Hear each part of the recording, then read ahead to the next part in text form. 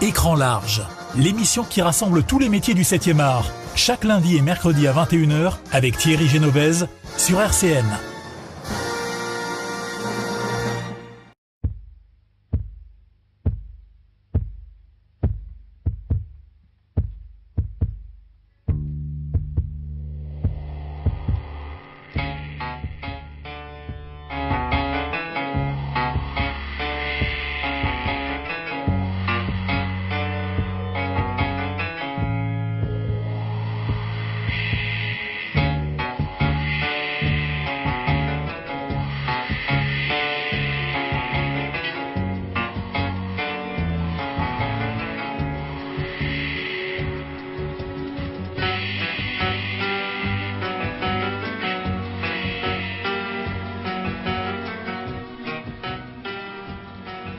Chers auditeurs et auditrices, bonjour. Bienvenue sur RCN, je me présente, Thierry Genovese. J'ai été cascadeur combat jusqu'à Tyrol dans le cinéma, la publicité et certains courts-métrages.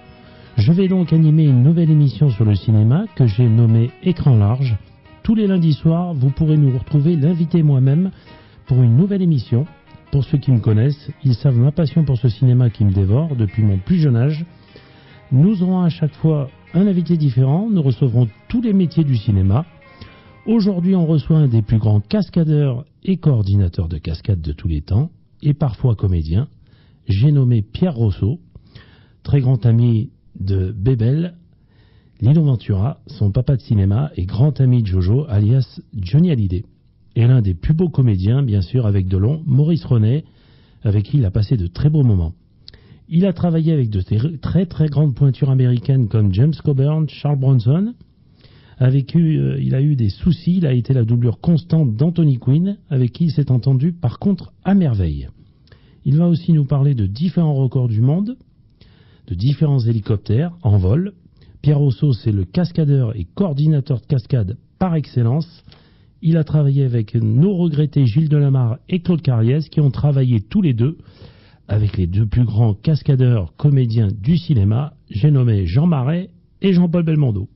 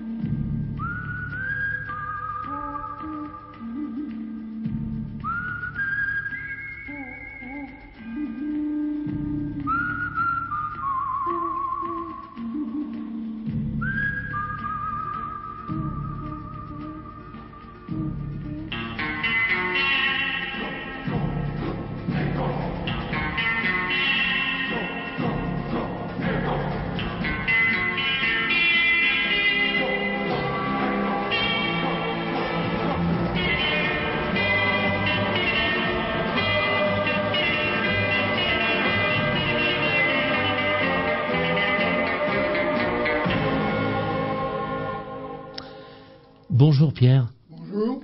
Bienvenue à Radio RCN. Comment vas-tu? Ben ça va, je suis un peu à fond, mais... Super. Tu peux nous dire ton âge? C'est pas indiscret? 82 au mois de septembre. Eh ben dis donc, la cascade et la coordination, ça préserve. Alors, explique-nous quand même ton enfance, parce que t'es niçois, et donc t'es arrivé dans le monde de la cascade, à Paris, bien sûr, après. Mais comment tu as été reconnu dans ce métier? Ben, j'ai été reconnu par un saut d'une grue sur le port de Nice, qui faisait 25 mètres. En sortant de l'école du port, je faisais des plongeons de 25 mètres dans le port de Nice, qui à l'époque était propre. Voilà. Donc ça a commencé comme ça, j'ai été remarqué comme ça, et après j'ai commencé avec le louche. Voilà. D'accord, mais celui qui t'a remarqué, donc tu nous rappelles le nom, il s'appelait Alex Menry. Menry, qui était régisseur à la Victorine, avant d'être ses studios Riviera après. Mais on a une bonne nouvelle, puisque M. Estrosi est en train de refaire des travaux à la Victorine, et ça va se rappeler la Victorine, les studios. Les bons souvenirs. Voilà, ben, j'espère qu'il va t'inviter. Ben, en principe, on est très amis depuis des années. Alors, je pense. À suivre. Ok. Écoute, donc tu as commencé d'abord cascadeur, après tu es devenu coordinateur. Explique-nous après. Donc tu as surtout travaillé. Le premier film important, c'est avec Claude Lelouch. Claude Lelouch, ouais. Vivre pour vivre. Ah oui, avec Yves Montand et Voilà. Annie Girardot. Annie Girardot. Et tu vas nous expliquer une petite anecdote sur Annie Girardot. Sur Annie Girardot, c'est-à-dire Ben, il paraît qu'elle t'aimait bien. beaucoup. Beaucoup. Et donc, qu'est-ce qui s'est passé explique-nous un peu. Elle voulait à tout prix que je parte avec dans sa maison dans le Var et tout. Elle était tombée un peu amoureuse. D'accord. Donc, alors, Claude Lelouch il t'appelle parce qu'il reconnaît ton talent, et pourtant t'es de Nice. Mais rappelle-nous comment tu commences au cinéma vraiment. C'est quand même, explique-nous, c'est Lino. C'est Lino Ventura sur Classe Touriste. Explique-nous. Classe Touriste, avec Lino, il m'a dit, je te présente un petit qui va aller loin. Et ce petit, c'était Jean-Paul Belmondo. D'accord. Et Jean-Paul, donc, ça fait 60 ans. Jean-Paul, ça fait 59 ans d'amitié. Ah, c'est beau, hein. Ouais. Et bon, rappelons-le, Jean-Paul, c'est avant tout aussi les copains. Il n'oublie personne dans tous ses films. Hein, quand il y a des moments de creux de travail, il a toujours rappelé les gens au bon moment. Hein. Ouais. Et il n'a jamais été doublé. Ça, c'est important, on va le dire plus tard. C'est vrai qu'il n'a jamais été doublé. Jamais. Tu peux en parler, parce que toi, tu as travaillé avec Claude Carliez, Gilles Delamarre, donc les deux piliers de la cascade. Et donc, quand même, dans ce métier, il y en a bien un qui n'a jamais été doublé, c'est bien Jean-Paul Belmondo. Ouais. Hein, on le répétera jamais assez. Alors, donc sur le Lelouch, t'arrives, il te sollicite donc pour un film qui s'appelle Vivre pour vivre. Et là, qu'est-ce que tu vas faire exactement déjà? Mais là, je vais régler des scènes mercenaires au Congo. Ouais. Et la guerre au Vietnam. D'accord. Voilà. Et ça a été tellement bien fait qu'on a cru à des documents authentiques. Carrément des documents authentiques de guerre. Ils ont cru que c'était pris sur des documents authentiques de guerre. Ah oui, d'accord. Ils ne voulaient pas croire que c'était moi qui les avais réglés, quoi. Ah d'accord. Voilà. Donc Lelouch m'a été très reconnaissant. D'accord. Et lui, donc tu démarres bien avant Rémi Julien et d'autres cascadeurs, toi. T'es un des premiers, là, hein? Ouais. D'accord. Donc ça, c'est important, il faut le dire, parce que tout le monde parle toujours un peu de Rémi Julien, très bien. Mais Rémi Julien, explique-nous ce qu'il était surtout, lui. Rémi Julien, il donnait des idées, mais c'était pas vraiment un cascadeur. C'était un régleur qui disait aux acteurs comment il fallait faire ou quoi, mais c'était pas vraiment un cascadeur. Enfin, il était très fort dans du domaine de réglage. Ouais, parce que lui, il a été quand même champion de France de moto. Motocross. Et donc, comment il arrive? En fait, il remplace Gilles Delamarre, mais sur Fantomas. Pourquoi il remplace Gilles Delamarre? Parce que Gilles Delamarre, tu vas nous l'expliquer. Gilles Delamarre, il s'est tué sur un film où il s'est retourné avec une Floride et il a pris le déflecteur dans la tempe. Ah, voilà. Et là, j'ai été appelé à Rome pour travailler avec des cabriolets. Alors lui, il se tue avec un cabriolet et on te dit d'aller à Cinecittà faire pendant 2 mois des cascades avec des décapotables. Des décapotables. Ouais, c'est un truc de fou, mais c'est comme ça, c'est le métier, et comme on a besoin de travailler, évidemment, il faut rentrer des sous aussi, malheureusement, on prend ce qui vient, quoi. Hein. Mais à l'époque, on peut le dire, tu étais un des plus connus, des plus importants, quoi. Mais à l'époque, oui, ils voulaient me garder à Rome pour les motos et les voitures, car les cascadeurs italiens faisaient que du cheval.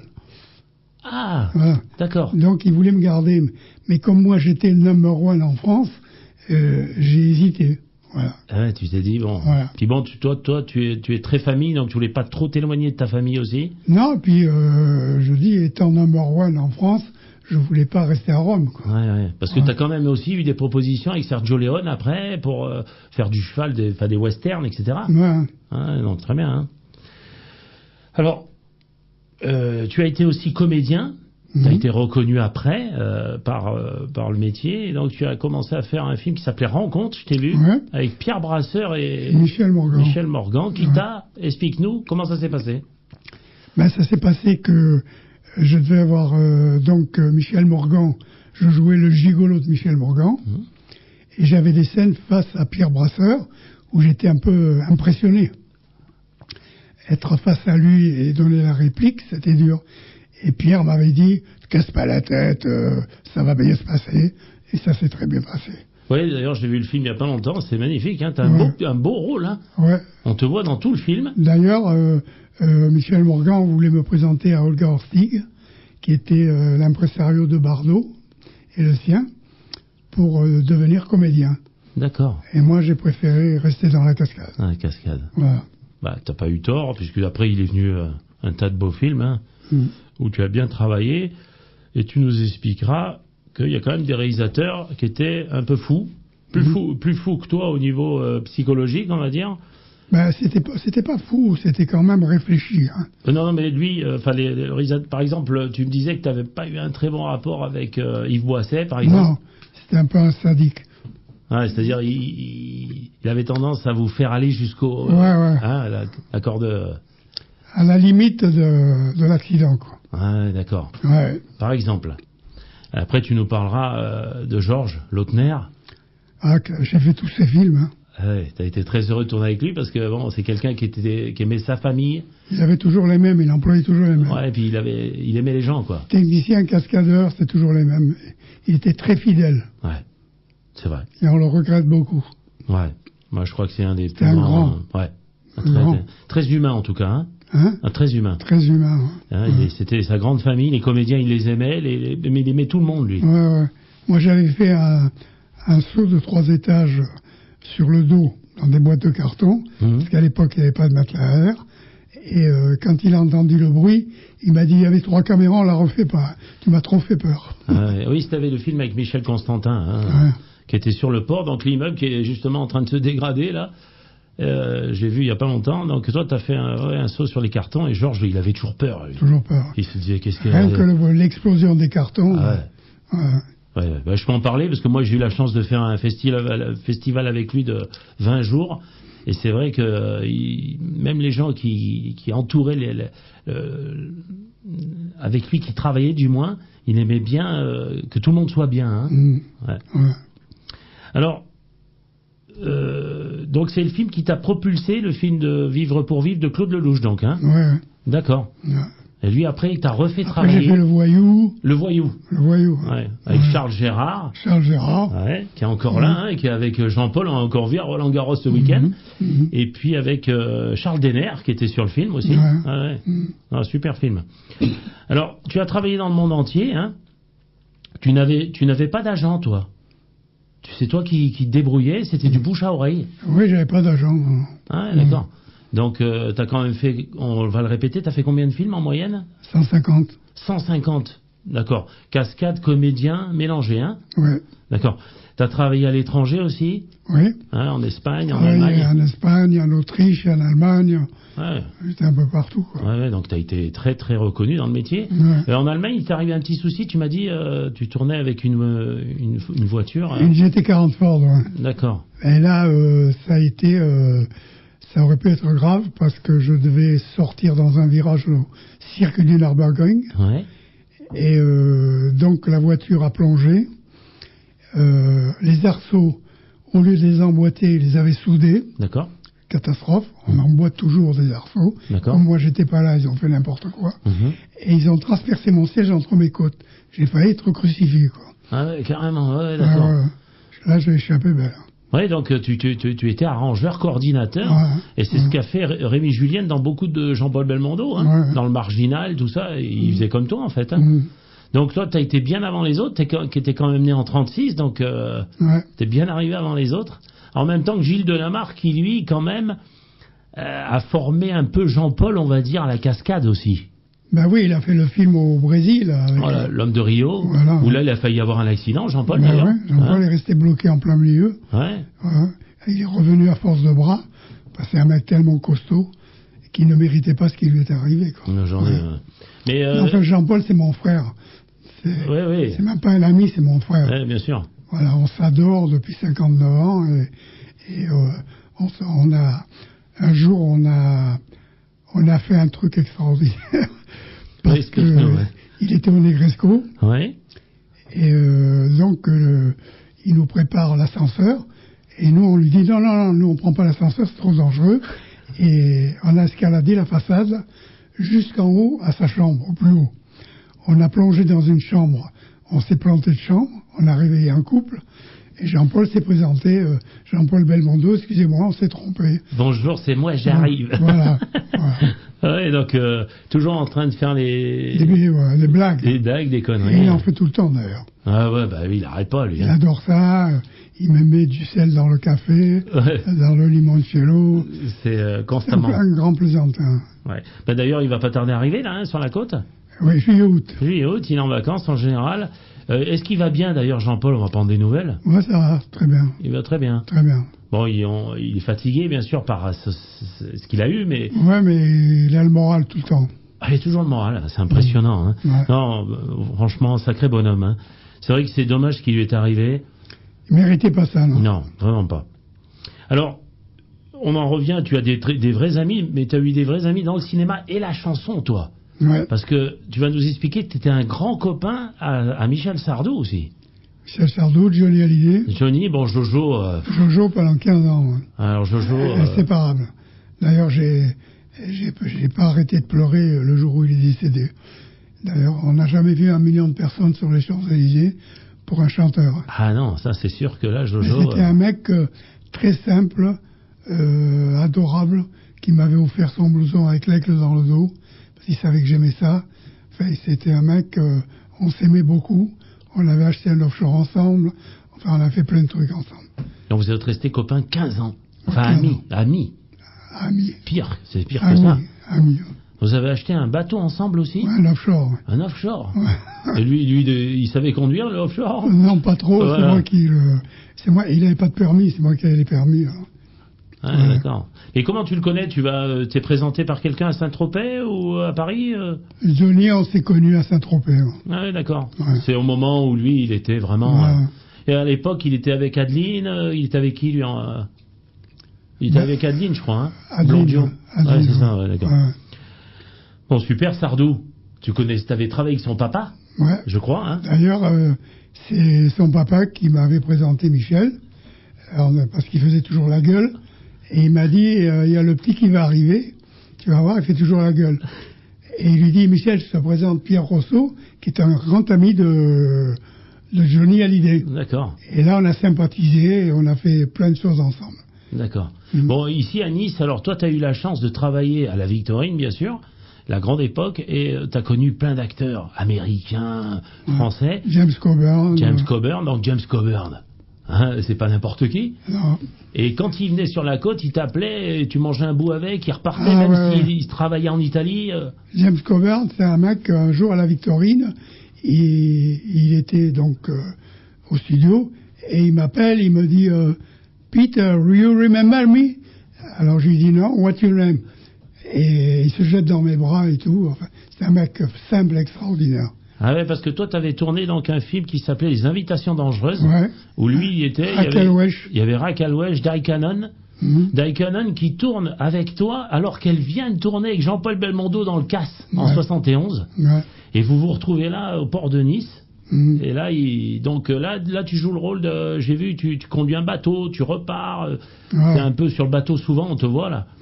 Donc là, tu parlais, tu avais des dialogues en américain. Ouais, non, mais des trucs assez courts. Quoi. Assez court, ouais. Mais ça va, tu les comprenais parce qu'à l'époque... Mais je disais à Coburn de parler plus lentement parce qu'eux, ils bouffent leurs paroles. Ouais. On dit que c'est Los Angeles, ils disent lié. Ouais, bien sûr. Mais ça s'est très bien passé. Mais bon, toi, on peut en parler. Tu as beaucoup visité les États-Unis. Et tu as une petite anecdote d'ailleurs. Tu es allé à Carmel voir Clint Eastwood. Clint Eastwood. Et sans rendez-vous. Qui m'a reçu. Qui t'a reçu. Ouais. Donc vous avez parlé 5-10 minutes. Ouais, j'ai vu un mec de 1m95, beau comme un dieu, qui était plein de nanas. Ah ouais, c'était la belle vie, quoi. C'est un mec super, hein, vraiment. Ah bah c'est bien, tu vois. Tu t'es présenté en tant que comédien cascadeur, il t'a reçu. Ouais. Ah oui, t'as eu de la chance, il était là. Il était là. Ouais, d'accord. Il habitait à Carmel, donc à l'époque. Hein. Carmel, ouais. D'accord. Il était maire de Carmel. D'accord. Alors, tu as eu de belles relations féminines, mais relations, que ça soit sentimentales, mais surtout professionnelles. Avec qui tu t'es le mieux entendu, toi, sur un tournage? Oh, ben, écoute, je me suis bien entendu avec... Annie Girardot, Annie Girardot, bien sûr. Avec Diane Cannon, Ouais. avec... tu avais une très belle relation avec Mireille Darc, toi. Ah, Mireille, c'était ma copine. C'était une grande J'étais sa copine. doublure. Tu as été sa doublure sur En voiture. un film avec Delon qu'il a donc produit. C'est Les Saintes Glaces. Ouais. Hein, ça s'est tourné sur le Cap d'Antibes et sur les hauteurs de Nice. Et toi, tu as fait sa doublure constamment dans l'Austin. Parce que dans le film, il y a une Austin. Et donc là, Georges, encore une fois, réalisateur Georges Lautner. Et là, tu travailles avec le fils de Pierre Brasseur, Claude Brasseur. Claude Brasseur. Avec qui tu avais bien... tu t'étais Sympathisé. très sympathisé. C'est un mec très sympa. Ouais. Puis il savait que tu avais tourné avec son papa. Son père. Donc il y avait un bon rapport. Ouais. Alors, moi, je connais son petit-fils, il est aussi gentil, hein, Alexandre. Il est très très sympa.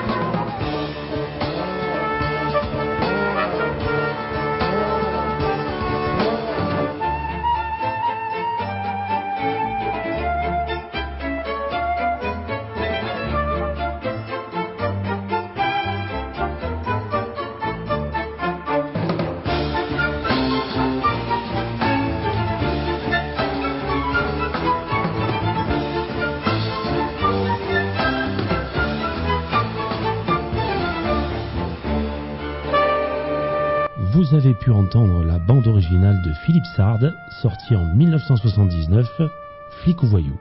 Donc t'as beaucoup tourné aussi avec Georges Lautner, t'as fait une quinzaine de films, je regardais là. T'as fait tout le temps des cascades et de la coordination, t'as fait quelques petits rôles, oui. de méchants souvent. Donc Georges, on le répétait, c'était quelqu'un qui prenait soin de tout le monde, lui. Hein. Ouais. Il les suivait tout le temps. Et les cascadeurs, il avait peur que vous fassiez mal quand même dans l'ensemble. Ouais. C'est marrant. Il ne voulait pas recommencer les scènes. Hein. Ah ouais. Et pour lui, c'était acquis, c'était fini, on en parlait plus. Ah ouais, ça m'étonne pas. Il mettait toujours 3 ou 4 caméras pour pas recommencer.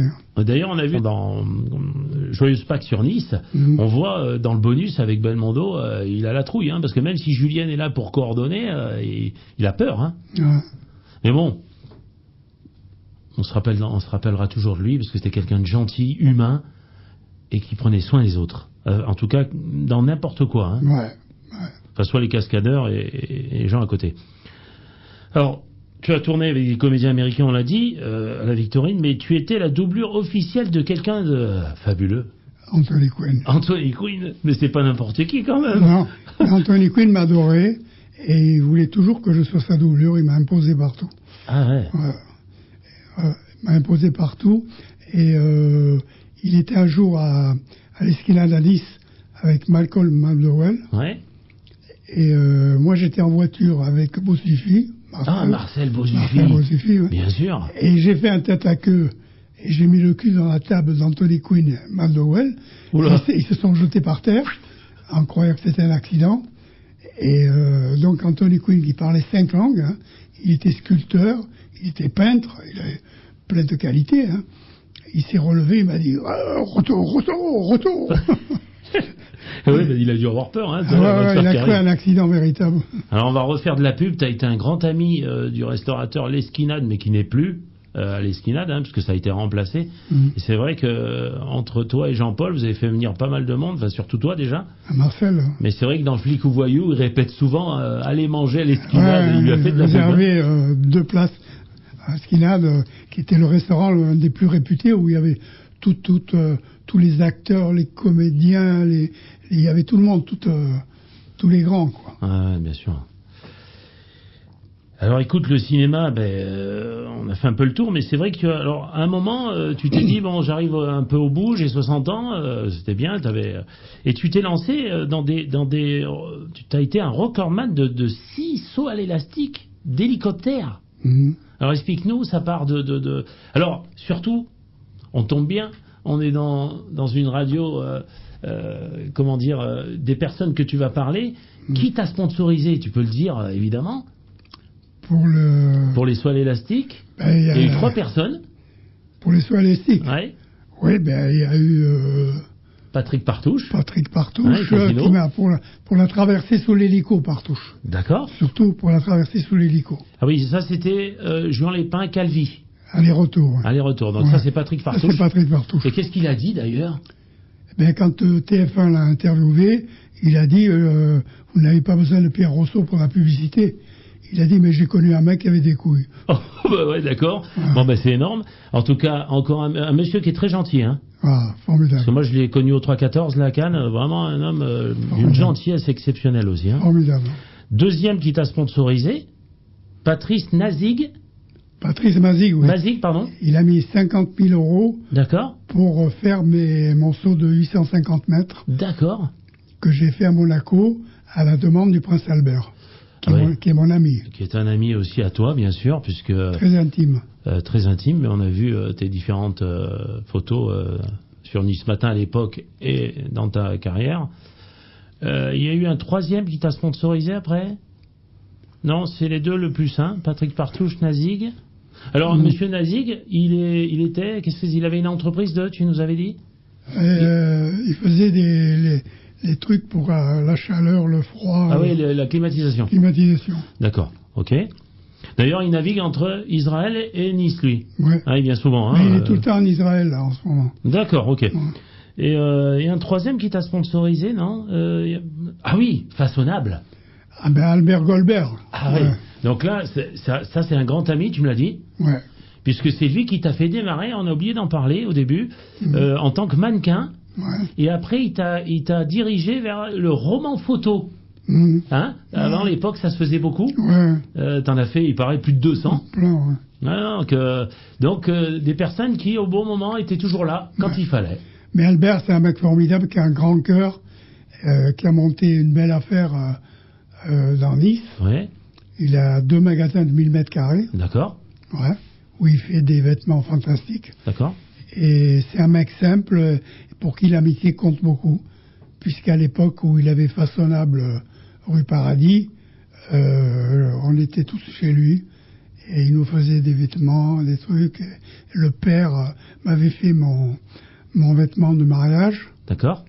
Et je lui avais demandé de me faire un alpaga, le même que Georges Chakiris dans le film, avec la doublure violette. Il m'a fait... Le père travaillait, était très très fort aussi. Donc eux, ils étaient surtout façonnables à la base. Façonnables. Et ils sont devenus des marques différentes après. Ouais. D'accord. Donc 3 personnes qui t'ont sponsorisé et ils ont été là surtout au bon moment quand on avait besoin. Ouais. D'accord. C'est important de le dire. Dans ce. Donc t'as été aussi à Tahiti faire le tour. Tu nous expliques à Tahiti comment ça s'est passé ton saut? J'ai fait le tour de Tahiti suspendu sous un trapèze que j'ai refait ici pour aller quand j'ai fait la traversée. Voilà, Juan Lépin Calvi. Donc sponsorisé par Patrick Partouche. Ouais. D'accord. Donc j'ai fait là-bas, j'ai fait un saut à l'élastique au-dessus du port de Papeete. De Papeete, d'accord. Voilà. Et j'ai fait toutes les îles suspendues sous le trapèze. Alors, tu es allé faire ce saut là-bas, mais t'as pris un an, on va dire, presque sabbatique. et tu as plongé, t'as fait ton rêve, c'était de plonger au milieu des requins. Voilà. Super. Ouais. Donc encore un risque de plus. Voilà, c'était un rêve que j'avais fait quand je voyais les émissions de Cousteau. Et j'ai dit un jour, il faudra que je plonge au milieu des requins. Et donc j'ai pris un des meilleurs qui connaissait bien les requins. Et j'ai été au milieu de 50 requins. D'accord.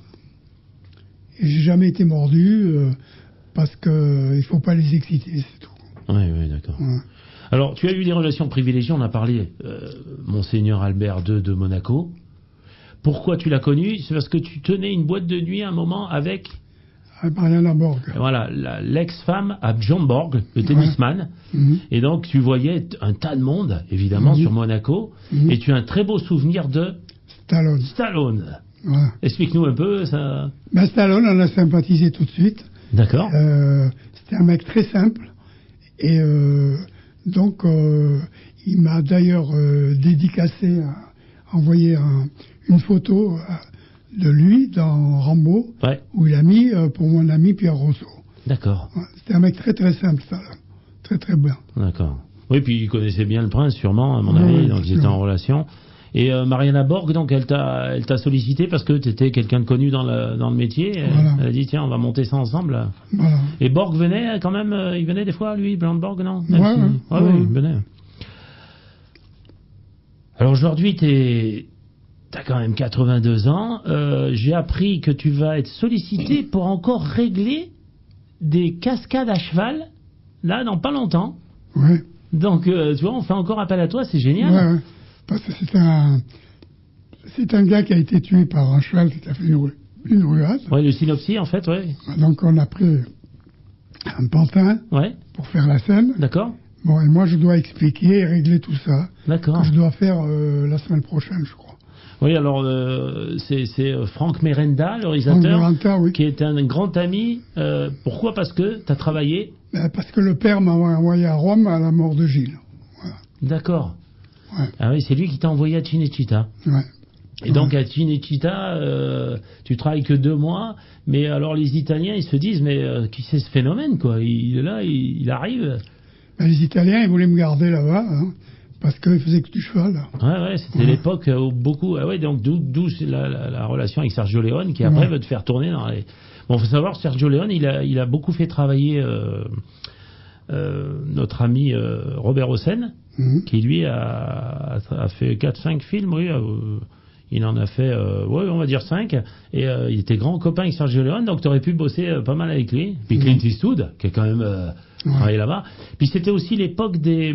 C'est grâce à lui, c'est grâce à Sergio Leone que Eastwood est devenu connu. Bien sûr. Parce qu'il faisait des petits westerns en Amérique, qui n'étaient pas... Ray White. Ouais, il avait fait Rawhide, Et puis après, Leone l'a fait venir en Italie, et puis ils ont bossé pas mal sur des westerns. Donc, bien. Écoute... belle carrière. Pour tes sauts, tu as quand même fait 6 records du monde. Imbattu. Jamais battu à ce Jamais battu. Pourquoi tu t'es lancé à faire ça? Tu t'es dit, allez, encore, je me lance à faire ça? C'est-à-dire, c'est des trucs que j'ai écrits. Que tu as écrit, ouais. Que j'ai gambergé. Qui m'est venu à l'époque où je sautais du pont de l'Artuby dans le Verdon. D'accord. Et j'ai dit, pourquoi pas plonger d'hélicoptère, quoi. Voilà, c'est là que ça m'est venu, l'idée. Ah ouais, donc tu t'es dit, tiens, je vais monter. Alors là, tu es entouré d'une équipe bien spécifique, évidemment. Ah ben oui, les élastiques du dernier saut, il y avait 4 morceaux pour faire 850 mètres et il y avait 200 mètres d'élastique qui se détend. Ouais. Il faut bien calculer pour arriver à... J'étais arrivé à 50 mètres de l'eau. Ah oui. Et comme j'avais une caméra sur moi, il fallait surtout pas que je tombe dans l'eau, quoi. Bien sûr. Donc j'avais mon équipe avec un Zodiac, j'avais une corde de 40 mètres à la cuisse, je leur jetais et ils me tiraient sur le Zodiac. Voilà. Ah oui, parce qu'autrement... Alors par contre, t'avais un retour violent quand tu remontais? Ben oui, mon cardiologue m'avait dit que si je faisais ça, j'y passerais. Ah oui, d'accord. Il m'avait dit que j'étais hors norme. Voilà. Oui, parce que la remontée, c'est plus violent. À la tête. Oui, c'est ça, le sang remonte, donc c'est plus violent. C'est peut-être plus violent, voilà, la remontée que la descente, en fait. Et en plus, il y avait on balançait pendant 200 mètres, et là, c'est très dangereux aussi. Voilà. Ah oui, parce que le ballon, oui, bien sûr. Le ballon. Bien sûr, bien sûr. Ouais. Alors, c'est la première fois que je voyais ça. Tu es un des seuls qui a écrit un texte sur les cascadeurs. Alors, petite parenthèse, il faut pas oublier que grâce à c'est Carliez ou Delamarre, il y a un petit fait bien précis qui est arrivé donc dans le cinéma, parce qu'à l'époque, les cascadeurs n'étaient pas au générique. Hein. Au générique, c'est Delamarre qui a imposé. Il a imposé au cinéma d'avoir les cascadeurs au générique. Donc, Ouais. merci Gilles. Hein. Bon, Gilles, pour ceux qui ne l'ont pas connu, c'était C'est un mec fantastique. fabuleux. Hein. Il était doué pour tout. Ouais. Et en plus, comédien aussi quand même. Après, il y a eu Claude Carliès qui est arrivé, qui a beaucoup travaillé avec Jean Marais. Alors Jean Marais, tu l'as connu. Oui, je l'ai connu, mais j'ai jamais travaillé avec Tu n'as lui. jamais travaillé avec lui, mais tu me disais que lui aussi, c'était un dingue. Ben, c'était un mec qui avait jamais fait de sport, qui était costaud, qui savait tout faire. Ouais. C'était un mec incroyable, un peu comme Jean-Paul, quoi. Oui, c'est Jamais doublé, rien. c'est ce que disait le monde de la cascade, disait qu'il était aussi imprévisible que Jean-Paul. Ouais. D'ailleurs, Jean-Paul, il fallait le réfréner parce qu'il était tout le temps à vouloir prendre des risques. Avec il a glissé du toit dans... En Peur sur la ville, par exemple, Sur oui. la ville, Explique-nous, toi, parce que toi, tu as été coordinateur, explique-nous. Ils avaient consolidé la Gouttière, la gouttière. hein. C'est parce qu'il y avait 100 mètres en bas. Hein. Et Jean-Paul, il a glissé jusque sur la gouttière, quoi. Et il faisait des trucs invraisemblables. Et donc, à l'époque, vous n'étiez pas harnaché comme maintenant, dans le dos. Non, non. Vous aviez aucun truc. Non, non, non. Ah ouais, non, c'est un truc de fou, quoi. Ah ouais, non, c'est plus les cascadeurs. Oui, maintenant, on voit Tom Cruise, hein, qui fait des sauts à droite à gauche. Oui, il a un fil dans le dos. Oui, ils sont beaucoup plus... Moi, quand je percutais une bagnole, je la percutais, je passais par-dessus, j'allais au tapis. Hein. Ah ouais. C'est pas pareil, hein. Alors, je vais lire ce texte des cascadeurs parce que franchement, ça a été vraiment j'avais rarement vu écrit ça. Donc, c'est toi qui l'as écrit. Donc, le cascadeur doit avoir un seul désir, vaincre la peur pour réussir. Hein. C'est ce que j'ai toujours pensé.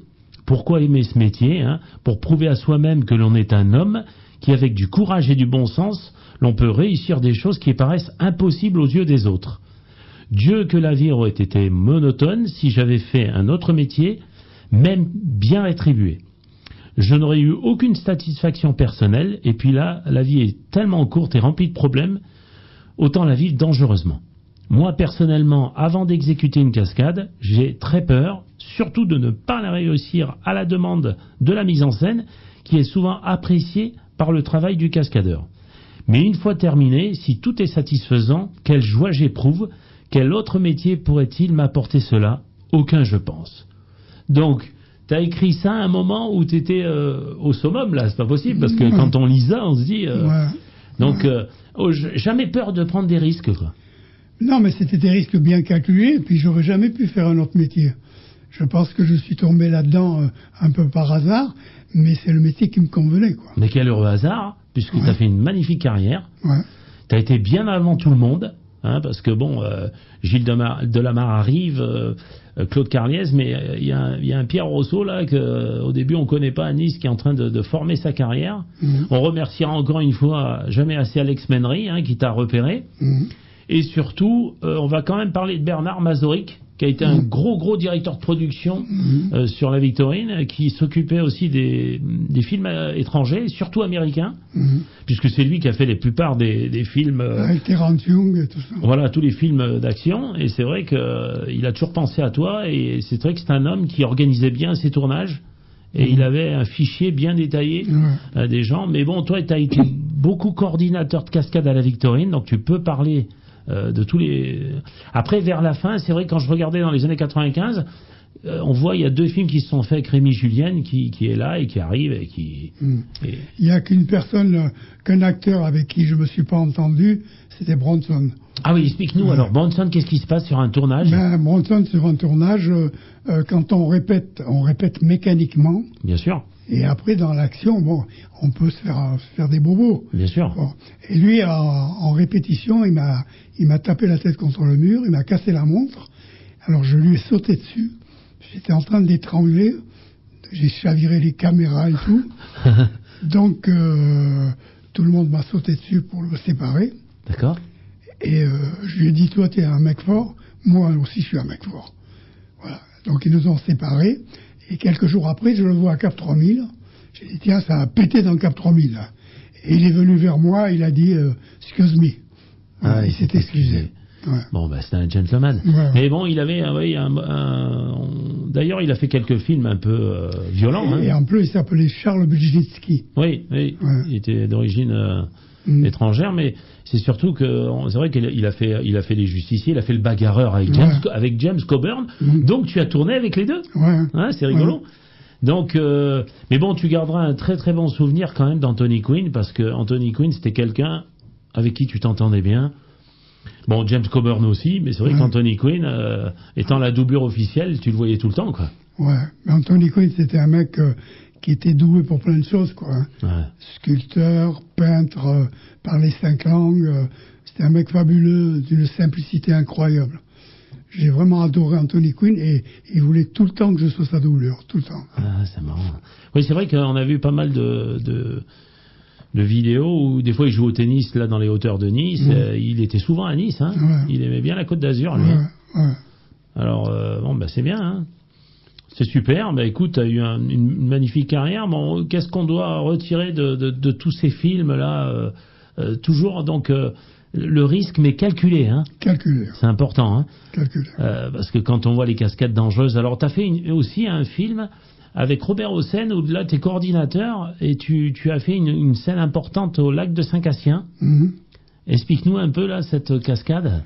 Au lac de Saint-Cassien, je devais partir en tonneau avec une voiture, et puis elle a glissé sur le toit s'est écrasé complètement. J'ai pété un panneau à 2 mètres de haut, et il y avait du liquide qui coulait sur la route, et Robert, qui était très peureux, c'était un très bon metteur en scène et tout, mais il était très peureux, et il croyait que je m'étais ouvert la tête, et c'était le liquide qui coulait. Et le toit s'est écrasé, et les pompiers ont dû scier pour me sortir. Ouais. Ah ouais, parce que donc c'était dans le temps des loups, hein. Ouais, donc, et il y avait Marcel Bozuffi. Alors Marcel Bozuffi, faut pas l'oublier, qui était le mari de Françoise Fabian. Ouais. Et tu m'as dit un homme d'une gentillesse aussi exceptionnelle, qui était un grand copain à toi. Ouais. C'était un mec qui avait une voix extraordinaire.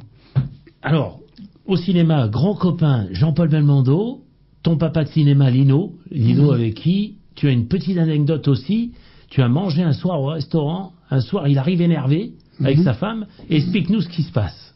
Il me sort un scénario. Ouais. Il me dit, il y a un film avec Guy Marchand et Michel Serrault. Ouais. Il me dit, je vais pas faire ce film, il y a rien, il y a Guy Marchand a un petit rôle et tout. Alors je lui dis, si tu fais pas ce film, c'est que tu as peur de Serrault. Donc j'ai failli prendre l'assiette de spaghettis dans la gueule. Il m'a dit, moi j'ai peur de Serrault, puisque c'est comme ça, je vais le faire ce film. Et Odette, sa femme, m'a dit, bravo Pierrot, et ça a été un chef-d'œuvre. Ouais, en effet, c'est un très beau film. Ouais. Alors Lino, c'est aussi des appels téléphoniques quand il arrivait sur la côte, et vous alliez manger à la Colombe d'Or souvent. Oui, mais on mangeait beaucoup dans Nice. Hein. Dans Nice aussi, On allait chez Poupon et Marinette. Oui, c'est le restaurant très connu, bien sûr. Ouais, on allait un peu partout. D'accord. Et Lino, tous les soirs, on sortait. Dès qu'il venait... Tous les soirs. Par contre, vous avez une anecdote à la Colombe, parce que vous alliez souvent, il y avait Georges Géret, ancien comédien de Georges. On jouait au boule. Vous jouiez au boule avec Yves Montand aussi. Yves Montand, Géret. Ouais. D'accord, donc c'était quand même les bons copains qui se réunissaient, quoi. Quand je monte à Saint-Paul, j'ai toujours... je pense toujours à ça, j'ai un peu la nostalgie de l'époque. Ouais, c'est normal, de toute façon, c'est quand même des belles relations. Ouais. Par contre, tu as une relation très privilégiée avec Maurice Renet, qui, dans Plein Soleil avec Delon, on se demande qui est le plus beau dans ce film. Ouais. Tellement il était beau. Maurice, il y avait devant chez lui, à Golfe-Juan, il y avait la queue des nanas. Alors lui, quand tu le voyais à Cannes, tu m'as dit, parce qu'il venait, il était à l'époque avec Marc Keller. D'accord. Ouais. Et donc il se fréquentait. Ouais. Et donc vous faisiez sûrement la Nouba. Il m'avait amené dans le Luberon, dans sa propriété, où il m'avait fait voir des films de Chaplin, en disant que Chaplin c'est un mec très méchant. Ah ouais. Et fatalité, après il s'est marié avec sa fille. Ah oui, il s'est marié avec une des filles, ouais. Il m'avait prouvé qu'il était très très méchant. C'est-à-dire il était méchant, mais c'est vrai qu'il avait une certaine précision des choses. Et faut pas oublier quand même que c'est quand même l'inventeur pour moi du cinéma. Ben ouais. Si Charlie Chaplin, c'est quand même même si avant il y a eu les frères Lumière, lui il arrive et il invente le cinéma. Hein. Charlie Chaplin, bon, des films pas toujours drôles, hein, parce que les scénarios finissaient pas toujours bien, mais un grand monsieur du cinéma quand même. Hein. Ouais. Alors, j'ai quand même une petite parenthèse, c'est que tu as réglé une cascade avec Charles Aznavour aussi. Explique-nous, c'était assez cocasse, il paraît. Ah ouais. Sur un film. Ouais, parce que Charles, j'avais pas de doublure pour le doubler et il devait passer à travers un parquet. D'accord. Et en dessous, j'avais mis des matelas et tout. Et je lui ai dit, t'auras pas besoin de jouer la comédie, tu passes à travers le parquet et en gros plan sur toi. Bien sûr. Et il me dit, fais attention, le soir je chante et tout, qu'il m'arrive rien, quoi. J'ai dit, fais-moi confiance, il t'arrivera rien. Mais tu n'auras pas besoin de jouer la comédie, tu vas être très surpris. Et il a fait. Et il a fait. Ouais.